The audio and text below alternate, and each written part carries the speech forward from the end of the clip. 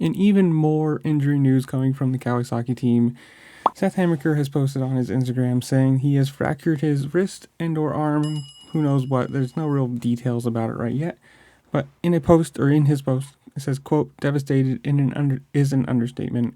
Crashed yesterday during practice in preparation for round 1 of East Coast, fractured arm wrist, surgery Friday to get this thing fixed up. It's been a great season till this point. Felt like I had all the pieces to compete for wins to be in the title fight, focusing on what I can control now and use as a fuel to fire and come back stronger, thankful, blah, blah, blah, blah, blah. So now the question becomes, obviously Carson Mumford was going to fill in for Austin Faulkner because he's out for the whole Supercross season, but who knows how long this is going to take. So do they move him over and race East instead of West and give him more time on the bike, and maybe, who knows, we'll see.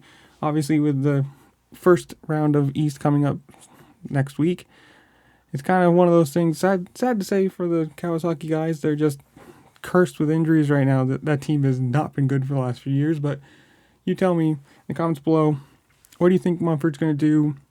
Are they going to find another fill-in rider for somebody or something like that? Leave it down in the comments below. Make sure to like, share, subscribe, comment, do all the fun things this platform allows you to do, because obviously it helps me playing the YouTube algorithm game. And with that, I will see y'all later. Peace.